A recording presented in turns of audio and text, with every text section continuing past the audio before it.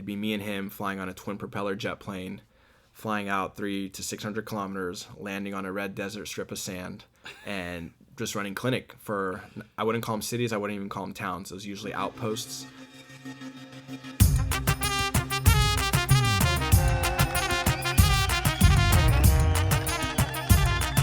Hi friends, and welcome to episode 18 of the Assyrian Podcast. My name is Steve, and I'll be your host on this episode, where we'll get to know Andrew Davoodian. Andrew is an Assyrian from Turlock, California, who absolutely loves being an Assyrian and always strives to represent the best of who we are wherever he finds himself. What caught my eye about Andrew is that he consistently takes positive action and he makes impact. If he sees something that could be better, he actually makes it better. The other thing that I noticed and that you'll hear about is that he isn't afraid to pause the path he's on, jump on a new one, but then return with renewed perspective and vision and direction to complete what he originally started. You'll hear all that and more on this week's episode of the Assyrian Podcast. Do you like the show? Then let us know by subscribing on the iTunes or Google Play Store. And don't forget to subscribe and tell a friend as well. I also want to remind you that if you like what you're hearing on the Assyrian Podcast,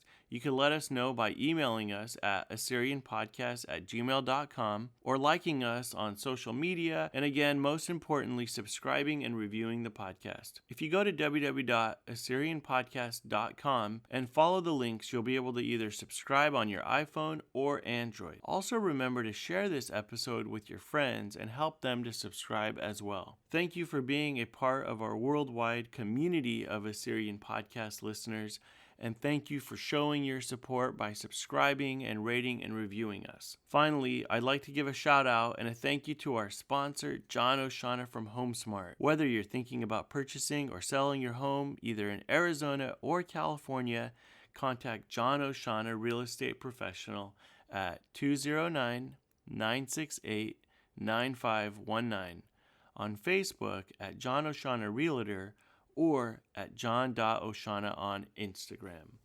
Thank you so much, John, for all your support. And now, here is Andrew Davoodian.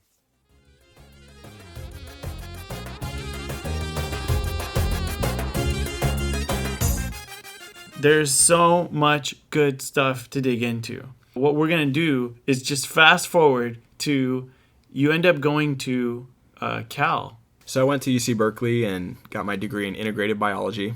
It's one of two options in terms of the bio fields that most folks who are thinking about medical school end up doing at Berkeley. What turned you on to Integrative Biology? So I was originally a math major, went to UC Berkeley to study math. I did that for 2.5 years and changed into Integrative Biology. As opposed to molecular and cell biology, where everything's at the small micro level, Integrative Biology has a little more depth. Conservation, bioecology, human physiology, and that's what I was really drawn to because of my interest in medicine. So getting into Cal Berkeley is a feat in and of itself. Growing up in Turlock and then making the jump to the Bay Area to do that, and then while you're there, you decide to unenroll so that you can go to Australia. Yeah, so I actually took some time off. I was very interested in rural medicine. A lot of that interest came from wanting to work with the indigenous Assyrian populations in places such as northern rural Iraq. I was originally trying to go to Iraq for 5 or 6 months, work in a healthcare setting, do some advocacy, work with people who are less fortunate than some of the situations that I've been in and some of the folks that I've been around. Because I couldn't get permission or a guarantee of safety to go to northern Iraq, I changed my focus to something similar and going to Western Australia, where you're working with the indigenous population there, the Aboriginals, working with them, really in a third world setting, even though Australia is a first world country. So I wanted to get that experience, really see if my interests were in medicine were around primary care and rural medicine. I learned that it's not what I want to do as a career, but it is something that I definitely want to do in medicine, is make annual or biannual trips to third world settings and eventually, God willing, help establish a healthcare system, cater to the Assyrian populations that are often neglected, particularly in places like northern Iraq. So I took that time off while I was abroad in Western Australia, which is commonly known as the Outback. Well, wait, before we go there, what you're really doing is you're building a model for yourself, or a template of what it would be like to go to northern Iraq and establish a healthcare program there. So you want the muscle memory. You can't go to Iraq, and so you go to Western Australia. That's correct. And tell me, like, the kinds of people you're working with while you're there. It was a very unique experience where the closest McDonald's was maybe 500 or 600 kilometers away. It was myself and a physician, a pilot physician. It'd be me and him flying on a twin propeller jet plane, flying out 300 to 600 kilometers, landing on a red desert strip of sand, and just running clinic for, I wouldn't call them cities, I wouldn't even call them towns. It was usually outposts. There'd be sometimes 10 people, sometimes there'd be 50 people. There's also mining communities that we would go to and serve. And those folks were receptive to you? They were very receptive, just because they only got a doctor or a mid-level provider coming out there once or twice a year. So you're 20 years old. Right. And you're doing that work. Right. And then at the end of that, you gain a sense for what you want to do long term. Right. And I realized that I don't actually want to work in rural care or necessarily primary care, but it is something that I see myself doing in terms of international missions, whether it's once or twice a year, establishing healthcare clinics, and ultimately for me, always having a home base anywhere in the homeland where there are Assyrians who perhaps need healthcare and need attention more so than just about anyone else that I can think of.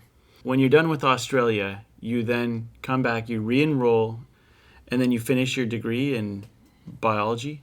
Yes, that's correct. And then while you're at Cal, you start a program where you're actually teaching Assyrian courses there. That's correct as well. The story behind that is that while I was at UC Berkeley, my first semester as a freshman, I took a class called What It Would Be Like to Be a Babylonian Student 5,000 Years Ago.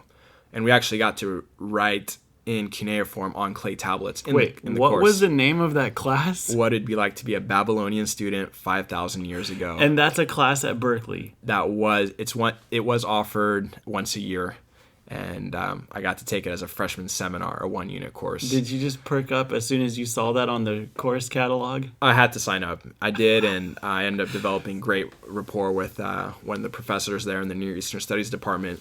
But I was thinking about how ancient that is and how there were no classes at a place like Cal that has such a unique course like that. There were no classes on modern Assyrian culture, anything to do with modern Assyrian culture, whether it's modern history, ethnic studies, art history, linguistics, nothing. So while I was in Australia, I actually developed a curriculum, created a course that I was ready to present to several departments. I presented to the Department of Demography, Department of Art History. Department of Demography. Yes. What is the Department of Demography? So demography really works with social populations and characteristics that make up different groups. It's a smaller department at UC Berkeley, but really well respected and really important. It's used a lot in the political field and the economic field and in certain landscapes that can really benefit from the data that it can drive. And a lot of it has to do with helping determine future patterns of whether it's growth or change. But nonetheless, I decided that they would be a great department to approach, along with the Near Eastern Studies department, several others. And I was welcomed with open arms and green lights from literally every department that I had spoken to, which was very encouraging because here I was, a student without even a bachelor's at that time, but a lot of passion about modern Assyrian studies. And I had put together what I thought was a very robust curriculum with readings, citations, coursework, presentations, and a real pedagogical format that I thought would be very nicely catered to the topic, a very large topic and unknown topic of modern Assyrian studies. So I ended up choosing to work with the Department of Demography at UC Berkeley, and I was given a lot of flexibility, a lot of freedom to run and direct the course. So I was the course director, and I was also the lecturer of the course titled Modern Assyrian Culture. And Berkeley is just all about telling that story. Absolutely. Why? I think the types of people that end up at UC Berkeley are future influencers, people who would like to make a difference, not in the future, but in the present. So being there, I realized that it is something that I could do, and it wasn't just a lunchtime seminar or a one-off thing. This was a 2-unit credit in a semester unit system that was recognized by the university for credits, which was fantastic because up until that point, from my extensive research, there was no program, no upper level university, whether junior college, private college, or a state college in the United States that had a 4-credit Modern Assyrian Studies type of course. So having this be the first was huge. And this was back in 2010, 2011. And it really helped spin off. I was able to teach it for 5 semesters personally. I was telling you earlier that I had 4 students my first semester. The last semester that I was teaching, I had 30 some odd students with 40 on the wait list who couldn't get in because the classroom was not big enough. So it was a combination of the material. It was a combination of the word of mouth from former students who had taken it. And these are non-Assyrians. These are just people who are really interested in what's happening with modern Assyrians. Absolutely. I only ever had one Assyrian or Chaldean student in my class at a time. Give me an example of what you're teaching in this class. Sure. So, I started off with to lay some groundwork from an archaeological standpoint, what the Near East is, how do we even know about the ancient Assyria, the ancient Assyrian landscape in Assyria at that time. I started from there and moved forward so that they can understand some basic, have some familiarity. If not understand, that familiarity is important in terms of the motifs, the names, the style, just it's a whole different lens. And we're digging through dirt and rocks and finding out things without context a lot of times, and it's difficult to decipher what things mean. So just helping the students understand that was my first goal. After that, we fast forward in time after some basic history, mostly on the Neo-Assyrian period and empires. Fast forward in time and talked about modern topics, what's going on today, who are the Assyrians, where we are, again, back to demography, the language. I taught my students al-Labit, the Tuate, all the way through. So by the end of the semester, they knew the alphabet. So even though they may not remember it a year, even a day after, the semester's over, but if they see it, they'll recognize it. And understanding that there are famous Assyrians and that we do have important CEOs and politicians here in the United States that deal with companies and products that they use and are familiar with. So it was a very broad overview, and it wasn't very coursework heavy. It was more of a, let's sit down and let me teach you about something that you might have not ever had exposure to otherwise. And people were eating this up. They loved it. Oh, I had students from all different ethnic backgrounds, African, Asian, European, South American, North American, different majors, political economy, electrical engineering, math, physics, ethnic studies, linguistics, all across the board. And it applies because Assyrian history and even modern Assyrian activity has helped develop so many of these fields in so many different ways. And that's something I always wanted to do as an educator, is always help relate a person's, what they bring to the table, and how, in our case, how an Assyrian underlying has helped mold that in some way. And now we have Assyrian studies, and we have people getting their, like Joey Hermes, who's getting his PhD in Assyrian studies. But at that time... Right, and I can't speak on PhDs because that's always a little more niche, and you can always, if you find an advisor, you can really come up with something specific. But in terms of Modern Assyrian Studies courses, we were able to also at UC Berkeley start a class called INANA, so Introduction to Neo-Assyrian, Neo-Aramaic. So I was really happy with I love the acronym. Yeah. It was fantastic. But we actually, in that class, we were teaching Assyrian grammar in the Assyrian language using the Tuata. So that was a little bit more advanced. And then as I was telling you earlier, we also taught an Assyrian dance course where we taught the dances. So it was very active, but we also taught the history of the dances, the meaning, and we delved into the music and rhythm side of things as well. And when you say we, who do you mean by we? So it was my sister and I. So Bianca. Yes. Hi, Bianca. Yeah, so we... Give a shout out to Bianca. Oh, yeah, fantastic. Yeah. But yeah, so we ended up teaching that as well. 3 courses established while you're an undergrad. Yes, sir. Man, that's awesome. It was great. And they're popular. Like, they're not just, we hope someone will take this class. You're actually getting a lot of traction there. The wait list was full. We had more people on the wait list than enrolled in the last semester. And then do you continue on your studies while you're teaching? So I spent more time preparing for my lectures than I did for my 18, 19 unit semesters. It was definitely my priority. it was something that I was very passionate about. I still am, and I'm happy to say that even as I moved on to start medical school and I could no longer physically do it, we had someone else fill in, and there was another really bright young Assyrian lady who taught the course, and this Sarah Nita was just fantastic. So Sarah Nita? Yeah, Sarah Nita taught the course as a lecturer. I was still directing the course, helping her with the material. And even that in and of itself is great because you have a young Assyrian who's enthusiastic about sharing her culture and her identity, and she's able to do that in a place where there's already a structure set up. So it was fantastic.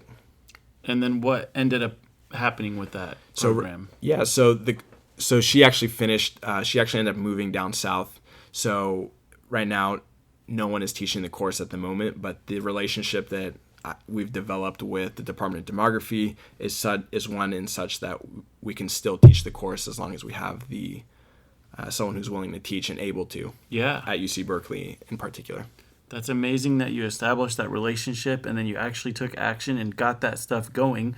And then in terms of your life, you end up finishing your degree. Yes. And then you decide you're going to go to Davis for medical school. Right. So I was at UC Davis for 4 years. Mm-hmm. Finished up medical school just a couple months ago. That's right. You're graduating soon, right? Right. Yep. Next week. Congratulations. Thank you. Appreciate it. On getting your MD. Thank you. But wait, while you're in UC Davis, you decide to go to Cornell. That's correct. So you just stopped medical school in the middle, or what? How far along were you?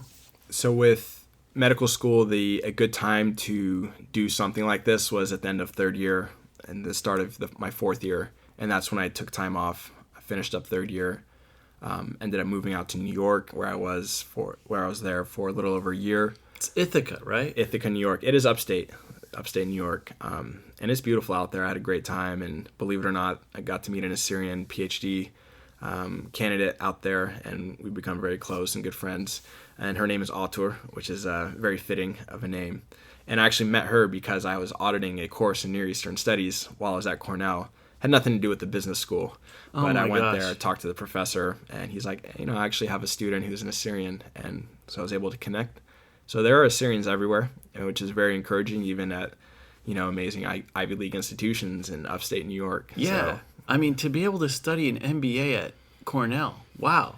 And tell me why you wanted to do that. So I've always been interested in not just practicing medicine, but being able to work on a systems level, whatever that may be, whether it's healthcare or policy or something that combines the two. As I was saying earlier, if I want to go to Northern Iraq, for example, in the future, I don't want to just go there and work as a anesthesiologist and provide care for 8 to 12 hours a day for a week and then come back. I'd rather go there and be able to understand how to work with what's there, work with the people that are there, take through these resources and being able to create something. And I think with the MBA, you go to business school, you get to have the opportunity to acquire a lot of these tools in a very theoretical way, but also be involved in terms of joining different projects and due diligence that you do. You really get a good grasp for what it is like to take on an endeavor, something like starting a healthcare system. Whereas in medicine, you don't really learn anything about the healthcare system. You're just learning about the disease process, for example. And having spent time with you and known you as long as I know you, I keep hearing you mention Northern Iraq. That's the homeland. That's one of the most amazing parts of not just the world, but world history. And I think that unfortunately that's where a lot of the Assyrians who are still there are just overlooked, neglected, underfunded, under-resourced, and not heard. So I think it's important to be strategic in terms of where we can only do so much as an individual, but I think together, if we come together, we can really make an impact. And I think having a strategy in terms of where we want to have, a base in Iraq, I think that Northern Iraq really speaks to me personally, even though I've not had the opportunity to go there yet. I like that last part, yet. But the way you talk about it, it's a reality that at some point Assyrians will be able to establish something. And for you, you're doing the training, you're doing the work, you're putting the 10,000 hours in so that you'll be ready to serve when that opportunity comes up. Absolutely. If I don't do it, and if we don't do it, and if this generation doesn't do it, then it'll never happen. And fortunately, there's a lot of people that I know personally who won't let that happen. I love your passion for the Assyrian people, and it's so awesome to see that you actually are following through on actions. But going back to your MBA, and you're really thinking globally of what you could do with your MBA in terms of establishing a healthcare system. Would you say that you gained what you wanted from Cornell? I had a very positive experience at Cornell. I think I was able to make the most out of my time there. I was able to get my graduate minor in real estate as well. And when I say real estate, I'm not just talking about, buying properties and selling properties. Real estate in some parts of the world means possession and ownership of persons. So real estate is being able to manage and being able to understand what's available to you. And doing that with the hotel school at Cornell was a really unique supplement. The hotel school? The hotel school. Cornell has the best hotel school in the country, and when I say hotel school, the real estate department is a part of that umbrella. So hospitality, hotels. So you get your MBA, and then while you're there, you also do this real estate stuff. Yes. Okay, before we keep going through this interview, Yeah. What other super mega powers do we have going on here? I love it. You're able to think outside the box, and I love that you're able to move beyond one discipline or one focus. And you don't strike me as the kind of person who's concerned with establishing yourself in one specific area, although you will establish yourself. You're consistently saying, what do I need to do to be a whole person and all of that? Where does that come from? For me, I think it has a lot to do with how I was raised and being able to represent my family, my culture, my background, and even where I'm from. I love being from California, and I like to take pride in where I'm from, where I came from, the fact that I'm Assyrian. Everyone who knows me knows two things about me, bar none, and that's one is that I'm a Christian, and two is that I'm Assyrian. And if you've ever had a conversation with me and you didn't come away with those 2 points, then you weren't listening. So that's something that I think I try to be a great representative of the values and the background and what I aspire to be at all times. And I think it's important to equip yourself as best as possible. And I really just have done things I've been interested in. Yeah. But nothing more. But I really appreciate that you take to heart who you are, where you came from, your culture, and you're actually trying to live it out to the best of your ability. Going back to your story, you finish the MBA, and then you come back to Davis and you finish your MD. Yes, and I'm very happy to say that I'm going to be starting my anesthesiology residency at Oregon Health and Science University in Portland, which is a very exciting chapter. And how did you choose anesthesiology? I just loved the field. It was the one field that spoke to me. Dealing with chronic pain is something that's very interesting to me personally, because I did have a bone tumor that went undiagnosed for 2.5 years. So I felt what it was like to be a patient of chronic pain. And anesthesiology encompasses the pain departments pretty much at every program. So I do have interest in pain, and that's what anesthesia does, whether it's intraoperatively during a surgery or post-op after a surgery, or even in the ICU or in chronic pain and acute pain settings as well. So that's why I chose the field, and couldn't be happier with it. Well, I'm excited to know what Portland is going to be like, but I do anticipate you halfway through Portland taking the next stage. But you told me earlier that you're going to be sticking to it and you're doing the 4 years. I mean, of course, you're always open and flexible. But just to backtrack a little bit, every place you go, you definitely establish some sort of Assyrian angle, and you make an impact. Like, for example, at Berkeley, you went to the admissions department and you had them talk to them about adding like the checkbox Assyrian to all of their applications. Now, is that a reality? Did that happen? So that happened, but I wish it was that easy. One thing that was really striking to me is that just as I was voting and became, old enough to vote and would see, different ballots and even just applications for schools and programs and jobs, whatever it was, there was never an Assyrian checkbox. There was at best other, and if it was, accommodating, you'd be able to write it in. And that's what I was always doing. I was checking other and writing in Assyrian. And if that wasn't there, then you're stuck between choosing whether you're something that you're not, which we shouldn't be put in that position. So at UC Berkeley, I was actually approached by several of my peers who were starting a campaign to create checkboxes that incorporate minorities and ethnic groups that aren't typically covered in checkboxes for the UC application. When I say UC, I mean the entire University of California system.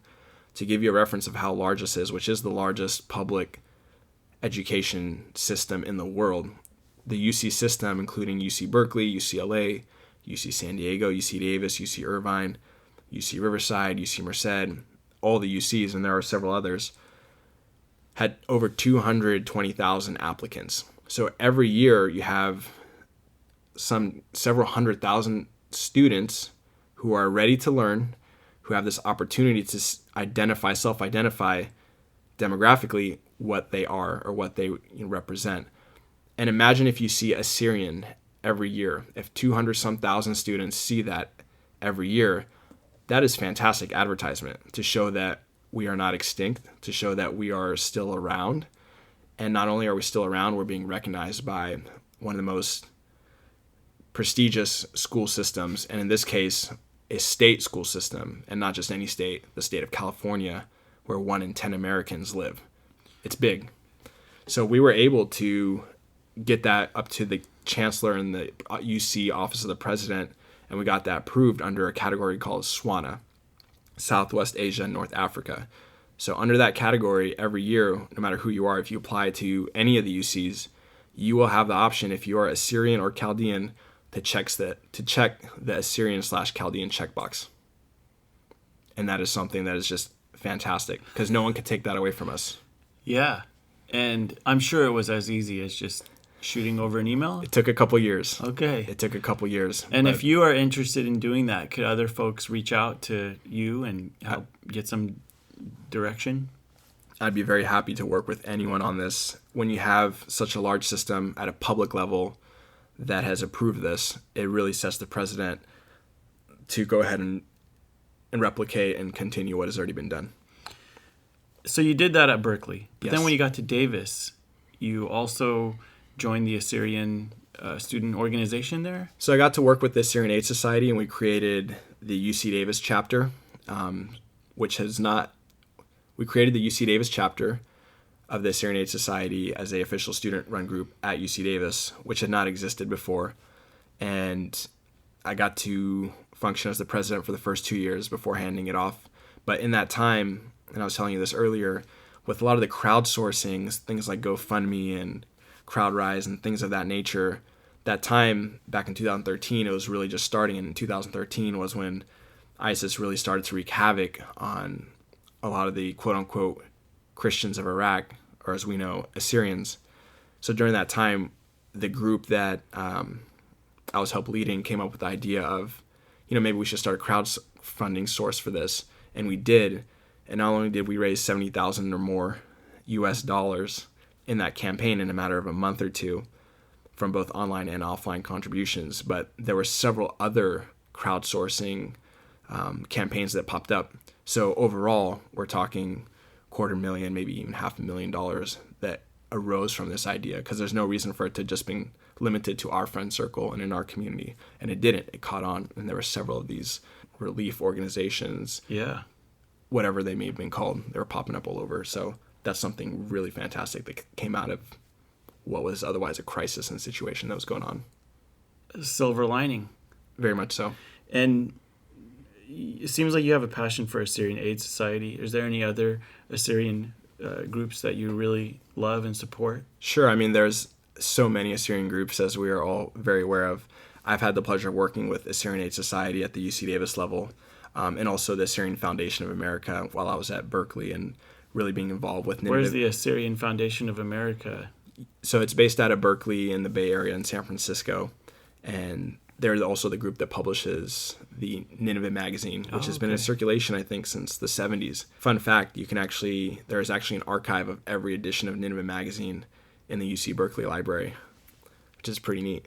That's a great resource for anybody who's trying to do research on modern Assyrian studies. Absolutely. Absolutely. Or anyone that just wants to learn more about maybe our particular association at a different time. Right. So that's awesome that that's available. And being from Turlock myself, I love your Turlock pride and that background that you bring with you. As you've been talking, I've seen this authoritative desire to establish the Assyrian identity wherever you are. You're not someone, in my eyes, who talks about things, but you're a doer. And it's also, you're often establishing things that aren't there, creating something new. So it's an authoritative desire. I want Assyrian people to thrive, and I'm going to create something or be a part of something that's going to make sure it thrives. And you're already planning and preparing for like 20 years from now or maybe sooner. Where does that come from? It's a good question, Steve. I think a lot of it has to do with being able to fill a void and a need. That it's a responsibility in a sense that if we don't do it or if I don't do it, it may not happen. And the other way of looking at it is if you don't do it, someone else will do it. And then the third way of looking at it is why not we both do it? Why not bring people together? Because this isn't a thought that is very specific to me. I'm not the only one with this desire.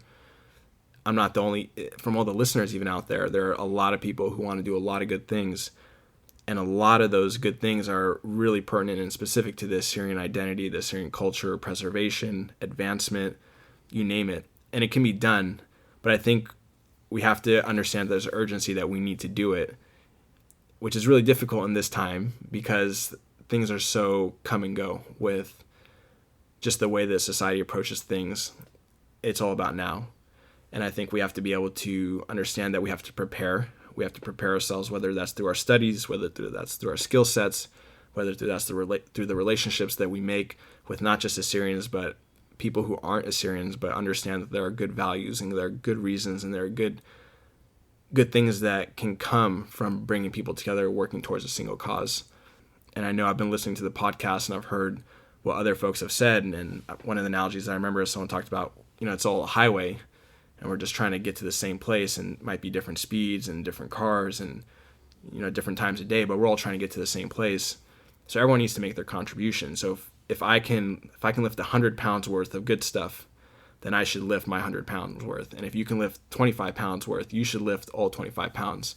So if we're able to do that, things will move and things will progress. And that's really where we need to be, is the state of active instead of passive, wishful thinking. And that brings you joy to see things move forward? Absolutely. All of these different things that you've been a part of have been fun? Absolutely. I mean, if one of my students, and I'm very confident that one of my students one day will be an elected official, and I'm really confident that one of my students will be part of a startup or is already part of a startup that we're using, and we don't have to convince them to make an Assyrian emoji flag. He or she developed a relationship with me, and it's not just that they took a class, they're invested because they understand who we are, they know a little bit about us, and you can't take that away once you understand and once you have this knowledge base. It's hard to take that away. So I don't have to convince a future senator to help pass a resolution. And I don't have to convince someone, we don't need to have 100,000 signatures to get an Assyrian emoji flag, for example, just to say we exist and we're real and we want this. So I think when you're able to influence influencers, it's really powerful in and of itself.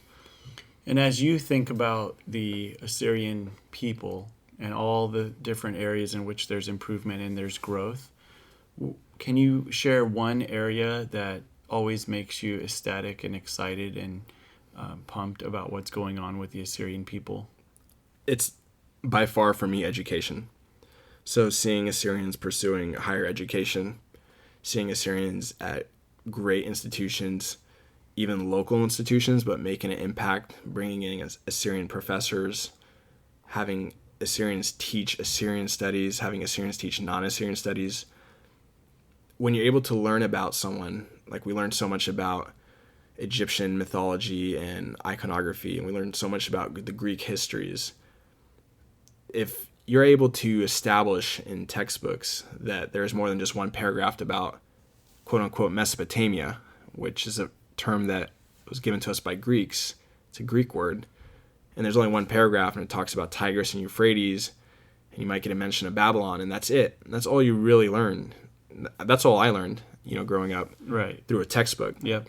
Mesopotamia. That's it. Yeah. And it's a big injustice, because then you have people who think you no longer exist. Oh, you speak the language? What language is it? Assyrian. Oh, really? And having to explain that. So I think education and seeing educated Assyrians and influential Assyrians is really uplifting. Yeah, and I heard you just say a word that I feel might be behind some of this, which is justice. Mm-hmm. For you, it's about what's good for the world. Right. It's not just our history, it's world history.